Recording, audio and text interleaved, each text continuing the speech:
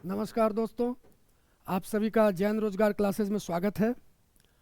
आज हम लोग विभिन्न प्रतियोगी परीक्षाओं के लिए इतिहास जैसे महत्वपूर्ण विषय का अवलोकन करेंगे। साथ ही यह भी देखेंगे कि इतिहास कैसे आपको विभिन्न प्रतियोगी परीक्षा, चाहे वो स्टेट सिविल सर्विसेज की परीक्षा हो, चाहे वो बिहार पुलिस की परीक्षा हो, दरोगा की परीक्षा हो, बिहार टीचर्स की परीक्षा हो, इत्यादि अन्य सभी प्रतियोगी परीक्षाओं में इतिहास आपकी सफलता में कैसे एक महत्वपूर्ण रोल प्ले करता है। आफ्टर ऑल, इतिहास हमें किन किन डायमेंशंस को पढ़ना है, किन किन आयामों को पढ़ना है, कितना पढ़ना है, कहाँ से अत्यधिक क्वेश्चन पूछे जाते हैं और कैसे हम अपने तैयारी को इस तरह से बेहतर ऑप्टिमाइज कर सकें, सुव्यवस्थित कर सकें कि हम इतिहास से बहुत ही अच्छे संख्या में हम स्कोर कर सकें और साथ ही साथ अपनी सफलता को सुनिश्चित कर सकें। तो जैसा कि आप जानते हैं दोस्तों, बिहार के किसी भी प्रतियोगी परीक्षा में इतिहास का महत्व सबसे अधिक रहता है। इसकी एक खास वजह यह है कि बिहार का अपना इतिहास काफ़ी गौरवशाली रहा है। चाहे वह प्राचीन बिहार की बात करें, अथवा आप मध्यकालीन बिहार की बात करें, अथवा आप आधुनिक बिहार की बात करें, बिहार की भूमि हमेशा से महान विचारकों, दार्शनिकों, राजा महाराजाओं एवं स्वतंत्रता सेनानियों की भूमि रही है। और यही वजह है कि सभी प्रतियोगी परीक्षा में इतिहास से सबसे अधिक प्रश्न पूछे जाते हैं। तो आइए दोस्तों, हम लोग एक एक करके जानते हैं कि बिहार की विभिन्न प्रतियोगी परीक्षाओं में इतिहास के प्रति हमारा दृष्टिकोण क्या होना चाहिए। तो सबसे पहले आपको बताता चलूं कि जो आपका इतिहास है वह 3 मूल भागों में विभाजित है। सबसे पहला मूल भाग जो है वो आपका प्राचीन इतिहास का है, जिसे एंशिएंट इंडिया भी कहते हैं। द्वितीय भाग जो है वह मध्यकालीन इतिहास का है, जिसे मेडाइवल इंडिया भी कहते हैं। साथ ही साथ जो आपका तीसरा भाग है वह आधुनिक इतिहास या मॉडर्न हिस्ट्री भी कहते हैं। इन तीनों खंडों को मिलाकर अगर आप देखें तो प्रश्न आपके परीक्षा में पूछे जाते हैं। एक बैलेंस्ड पेपर की अगर हम बात करें तो ऐसा हमें देखने को मिलता है कि आमतौर पर एक बैलेंस्ड पेपर में आधुनिक भारत से जो प्रश्न होते हैं या आधुनिक इतिहास से जो प्रश्न होते हैं वो लगभग प्राचीन और मध्यकालीन के बराबर होते हैं। यदि आप देखें तो हाल ही में जो 70वीं बीपीएससी की प्रारंभिक परीक्षा हुई उसमें लगभग आप देखें तो 30 से 35 क्वेश्चन जो हैं वो आपके इतिहास से पूछे गए, और इस 30 से 35 क्वेश्चन में कमोबेश आपके 18 से 20 क्वेश्चन जो थे, प्रश्न जो थे वो आधुनिक भारत से थे, जबकि आपके 15 से 17 प्रश्न लगभग जो थे वो प्राचीन और मध्यकालीन को मिलाकर थे। तो एक सिंपल शब्दों में ये कहा जा सकता है कि मॉडर्न हिस्ट्री का वेटेज जो है वो लगभग इक्विवेलेंट है एंशिएंट और मेडिएवल हिस्ट्री का। इतना तक तो क्लियर है। अब आते हैं कि किन किन क्षेत्रों से प्रश्न पूछे जाने की संभावना अधिक रहती है, क्योंकि इतिहास का अगर आप देखें तो दायरा बहुत बड़ा है, परंतु क्या सभी घटनाक्रम को पढ़ना या सभी घटनाक्रम को समझना या जानना आपके एग्जाम के लिए उपयोगी है। कई बार ऐसा होता है कि हम बहुत सारे तथ्यों को पढ़ने और स्मरण करने के चक्कर में महत्वपूर्ण तथ्यों को भूल जाते हैं या उन्हें उस तरह से रिवाइज नहीं कर पाते हैं, जिस कारण हमें एग्जाम में उसका खामियाजा भुगतना पड़ता है। तो अगर आप इतिहास को देखें तो इतिहास का एक मूलभूत परिभाषा भी यही कहता है कि मानव सभ्यता के विकास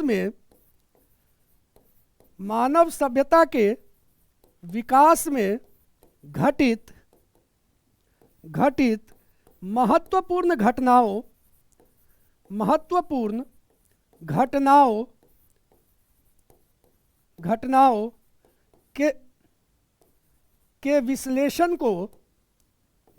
के विश्लेषण को इतिहास कहते हैं।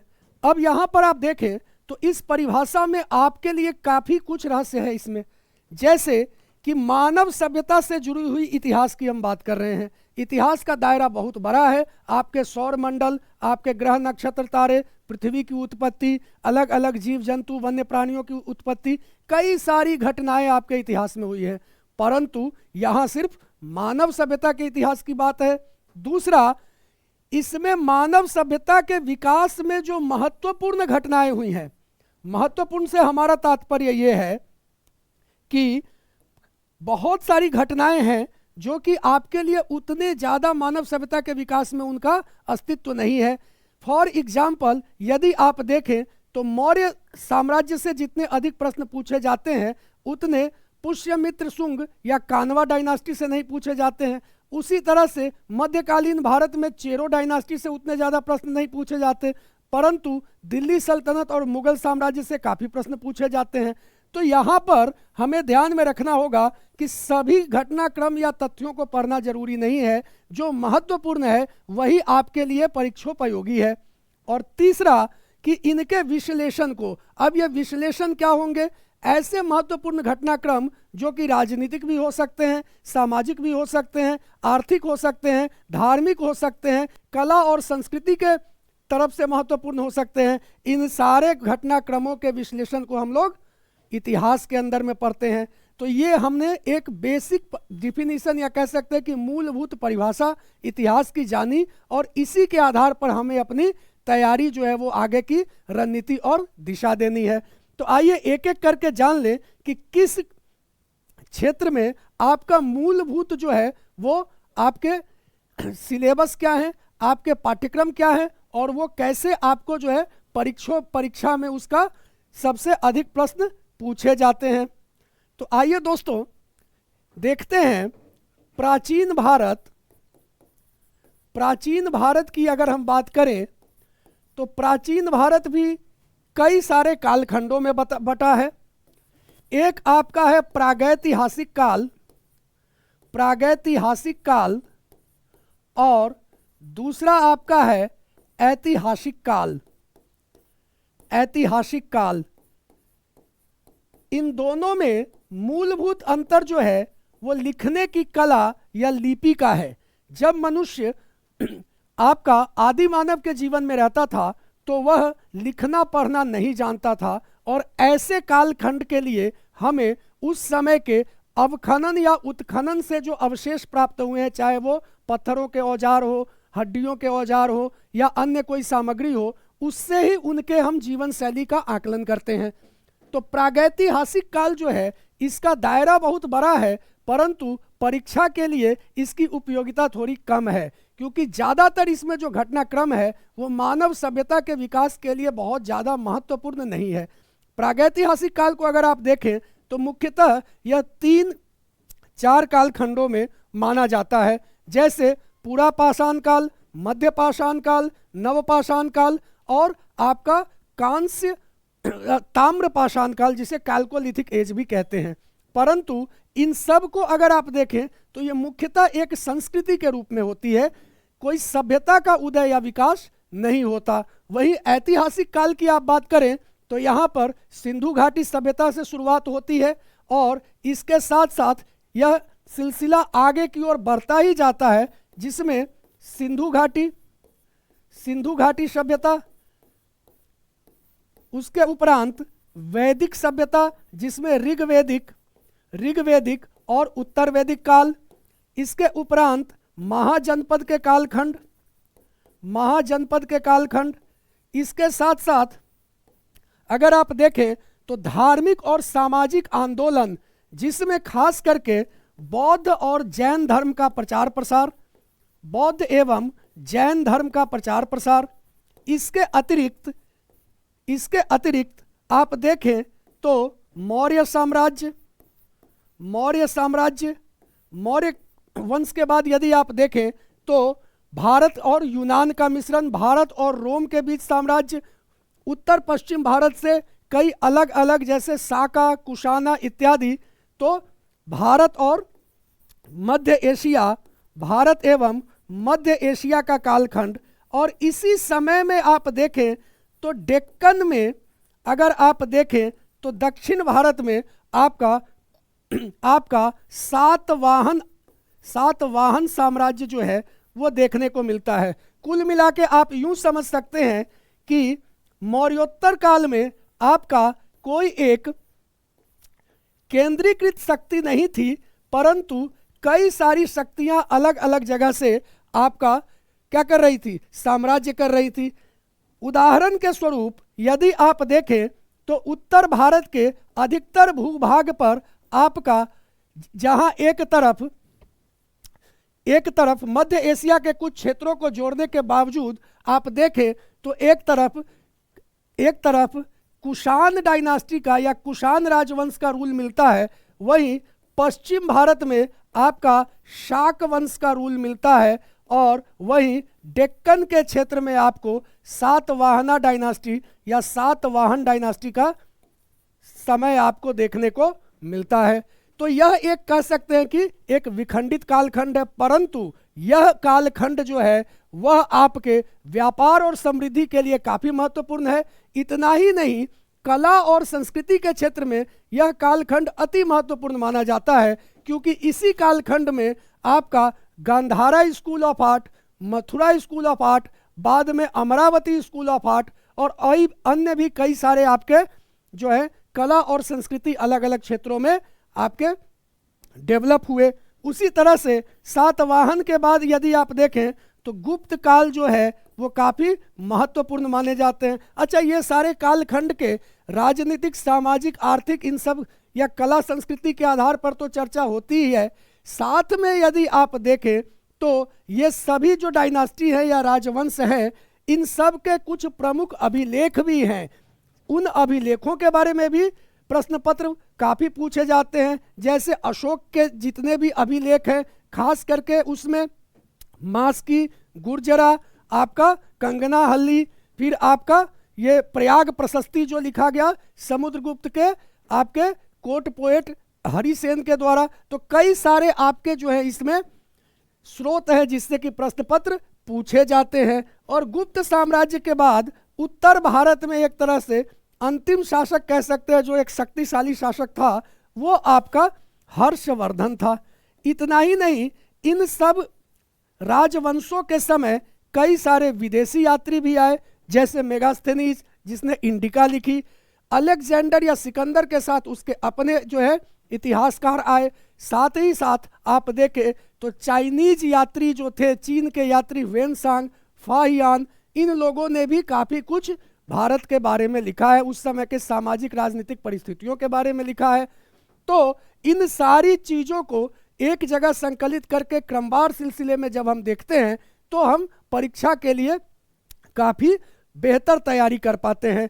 इसी तरह से यदि आप देखें तो दक्षिण भारत में खास करके 9वीं और 10वीं शताब्दी के आसपास आप देखें तो आपको पल्लव और पल्लव वंश के द्वारा किए गए आपके कार्य, खास करके मंदिर वगैरह के निर्माण, जैसे महाबलीपुरम में। उसी तरह से चोल साम्राज्य में इनके द्वारा निर्माण की गई द्रविड़ शैली के मंदिर के आपके अवशेष मिलते हैं। इतना ही नहीं, आप अगर देखें तो इसी समय में लगभग, जिसे अर्ली मेडाइवल एज भी कहते हैं, उसमें आपको उत्तर भारत में कई सारे छोटे छोटे साम्राज्य भी मिलते हैं, जिसमें पाल वंश मिलता है, बिहार और बंगाल में राष्ट्रकूट मिलते हैं, परमार वंश मिलता है इत्यादि, बुंदेल वंश मिलता है। तो कुल मिलाकर अगर आप प्राचीन भारत के इतिहास को देखें तो कई सारे राजवंश अलग अलग समय पे अलग अलग जगहों पर उन्होंने अपना योगदान दिया है मानव सभ्यता के विकास में। और यही कारण है कि प्राचीन भारत में उन सभी के कार्यों से, अभिलेखों से, कला और संस्कृति से प्रश्न पूछे जाते रहे हैं। अगर हम प्राचीन भारत के आगे मध्यकालीन भारत की बात करें तो आप पाते हैं कि मध्यकालीन भारत जो है वह प्राचीन भारत के तुलना क्रम में इसका पाठ्यक्रम थोड़ा छोटा है। मुख्यतः 3 से 4 आपके डायनास्टी या राजवंशों में ये बटा हुआ है। एक तरफ आपका दिल्ली सल्तनत है, दिल्ली सल्तनत, और दिल्ली सल्तनत में कई सारे वंश हैं, जैसे गुलाम वंश हैं, उसके बाद आपका खिलजी वंश है, फिर तुगलक वंश है, फिर सैयद वंश है, और फिर लोधी वंश है। तो एक तरफ आपका दिल्ली सल्तनत का है जो लगभग 1192 से 1526 ईस्वी तक माना जाता है, तो वहीं दूसरे तरफ आपका मुगल सल्तनत है, मुगल सल्तनत या मुगल काल। और इन मुगल काल जो है वो लगभग आपका 1526 से 1707 तक माना जाता है। इसमें मुगल काल के समय किए गए उनके द्वारा, जैसे उनकी राजपूत की नीति, उनकी जो थी दक्कन की नीति, उनके कलाकृतियों के बारे में जिसे इंडो इस्लामिक आर्किटेक्चर भी कहते हैं, तो कई सारी चीज़ें जो हैं वो मुगल काल में, जैसे आईने दहशाला या अकबर के द्वारा किए गए धार्मिक सुधार इत्यादि जो है वो मुगल काल में। तीसरा आपका एक महत्वपूर्ण जो है वो दक्षिण भारत में दो अलग अलग आपके एम्पायर या साम्राज्य मिलते हैं। एक आपका विजयनगर साम्राज्य है, विजयनगर साम्राज्य, और दूसरा आपका जो है वो बहमनी का साम्राज्य है। तो विजयनगर और बहमनी साम्राज्य, और इसके अंतिम कालखंड में देखें तो जब विजयनगर और बहमनी का डिक्लाइन या कह सकते हैं कि अवघटन होता है, तो उस समय दक्कन में आपके पेशवा और मराठा जो है वो एक शक्तिशाली साम्राज्य या ताकत बन के उभरते हैं। तो मध्यकालीन भारत में आपको मुख्यतः जो है इन 5-6 डायमेंशन से क्वेश्चन आते हैं, और इन्हीं पे आपको मुख्यतः फोकस करना है। उसी तरह से अगर आप आधुनिक भारत की बात करें, तो आधुनिक भारत का जो पाठ्यक्रम है वो प्राचीन और मध्यकालीन भारत से तुलना क्रम में अधिक है, और इसके दो अलग अलग शैली हैं, भाग हैं। अगर आधुनिक भारत को देखें तो इसमें आपका पहला है कंपनी का शासन, और दूसरा है ब्रिटिश राज का शासन या ब्रिटिश क्राउन का शासन। कंपनी का शासन 1757 से 1857, मतलब एक तरह से प्लासी के युद्ध से 1857 के विद्रोह तक माना जाता है। वहीं ब्रिटिश राज जो है वो 1857 से आपका 1947 तक का क्षेत्र माना जाता है। कंपनी शासन के दौरान कई सारे महत्वपूर्ण आपके गवर्नर जनरल हुए, जिनके द्वारा कई सारी अलग अलग पॉलिसी लाई गई, जैसे कि Warren Hastings, policy of ring fence, Lord Cornwallis और परमानेंट सेटलमेंट या जमींदारी व्यवस्था, उसी तरह से महालवारी, रैयतवारी। फिर इसी में विलियम बेंटिक आते हैं जो कि आपके सती प्रथा इत्यादि उन्मूलन के लिए कार्य करते हैं। तो कंपनी शासन, इसी में आपके जो है कई सारे धार्मिक सामाजिक सुधार आंदोलन भी चलते हैं, जैसे Raja Ram Mohan Roy, Ishwar Chandra Vidyasagar, Dayanand Saraswati, Anglo Mohammedan Oriental College by sir Syed Ahmad Khan. तो कई सारी आपके घटनाक्रम जो है वो कंपनी शासन के दौरान होते हैं। परंतु एक महत्वपूर्ण विद्रोह 1857 का होता है, जो कि भारत में ब्रिटिश शासन को दो भागों में विभाजित करता है, और जो 1857 से 1947 का कालखंड है, इसे भारतीय राष्ट्रवाद और भारतीय राष्ट्रीय आंदोलन का कालखंड भी माना जाता है। इसमें अलग अलग संस्थाएं बनती हैं, फिर उसमें भारतीय राष्ट्रीय कांग्रेस एक प्रमुख संस्था बन के आती है, और उसके अलग अलग अधिवेशन और अलग अलग कार्यक्रम और आंदोलनों के द्वारा जो है भारत में राष्ट्रवाद का प्रचार प्रसार, और साथ ही साथ जो है हम देखते हैं कि 1917 के आते आते महात्मा गांधी के नेतृत्व में भारतीय राष्ट्रीय कांग्रेस एक पूर्ण रूप से आपका जो है संगठित आंदोलन करने में समर्थ हो जाती है। इतना ही नहीं, अगर आप देखें तो भारतीय राष्ट्रवाद के समय और भारतीय राष्ट्रीय आंदोलन के समय कई सारे अन्य आयाम जो कि उतने ही महत्वपूर्ण हैं, उनसे भी प्रश्न पूछे जाते हैं, जैसे समाजवाद या किसान आंदोलन से जुड़े व्यक्ति जैसे सहजानंद सरस्वती, आपका एका मूवमेंट, इसके अतिरिक्त पंडित जवाहरलाल नेहरू, जयप्रकाश नारायण, राम मनोहर लोहिया, इन सब से प्रश्न पूछे जाते हैं। कुछ महत्वपूर्ण कांग्रेस अधिवेशनों से प्रश्न पूछे जाते हैं, तो फिर आपके क्रांतिकारी गतिविधियों से, जैसे Hindustan socialist Republican association, Azad Hind फौज इत्यादि से भी प्रश्न पूछे जाते हैं। अब आजकल एक और नया ट्रेंड देखने को मिल रहा है कि कुछ ऐसे अनकहे हीरो के बारे में पूछे जाते हैं, जैसे कि भारतीय राष्ट्रीय स्वतंत्रता आंदोलन में महिलाओं की भूमिका पे प्रश्न पूछे जाते हैं। कुछ महिला आपके जो नेत्री थी, जैसे सरोजिनी नायडू, आपकी ये सरोजिनी नायडू हो गए, इसके अतिरिक्त आपके ज्योतिबा फूले और उनकी वाइफ, उसके अतिरिक्त आपके और भी पंडिता रमाबाई हो गई, कई सारी महत्वपूर्ण, कादम्बिनी गांगुली हो गई, इन सब पे प्रश्न पूछे जाते हैं। उसके अतिरिक्त आप देखें तो लेफ्ट विंग मूवमेंट या वामपंथी आंदोलन के बारे में भी प्रश्न पूछे जाते हैं। तो कुल मिलाकर आप देखें तो आधुनिक भारत में, और एक और जो महत्वपूर्ण, जिसे हम लोग संवैधानिक या कॉन्स्टिट्यूशनल डेवलपमेंट या संवैधानिक प्रगति भी कहते हैं, जिसमें कि ब्रिटिश शासन के द्वारा समय समय पे अलग अलग जो आपके अधिनियम बनाए गए थे, जैसे regulating act, Pitt's India act, charter of India act 1813, charter of India act 1833, 53, फिर आपका इंडियन काउंसिल एक्ट 1861, 1892, और फिर उसके बाद 1909, 1919 और 1935 के गवर्नमेंट ऑफ इंडिया एक्ट, जो कि एग्ज़ाम के लिए काफ़ी महत्वपूर्ण हो जाते हैं। खास तौर पे एक और जो बात है कि 1940 के दशक में विदेशों में अगर आप देखें तो विश्व युद्ध के कारण जो तेजी से बदलते घटनाक्रम थे, उस कारण आपको भारत में भी ट्रांसफर ऑफ पावर या सत्ता के हस्तांतरण से संबंधित कई सारे महत्वपूर्ण आपके घटनाक्रम देखने को मिलते हैं, जिसमें क्रिप्स मिशन है, कैबिनेट मिशन है, वेवेल प्लान है, माउंटबेटन प्लान है, गांधी जिना टॉक है, लियाकत और भूलाभाई देसाई का चौक है। तो कई सारे घटनाक्रम उस बीच में भी देखने को मिलते हैं जहां से प्रश्न पूछे जाते हैं। तो इन नट से अगर हम देखें तो भारतीय इतिहास का जो महत्वपूर्ण घटनाक्रम या डायमेंशंस है, उनको हम लोग अगर एक जगह पर सही से सुव्यवस्थित तरीके से पढ़ लें तो बिहार से संबंधित किसी भी तरह के प्रतियोगी परीक्षा में आप जो है बेहतर स्कोर प्राप्त करेंगे, ऐसा मेरा पूर्ण विश्वास है। क्योंकि इतिहास जो है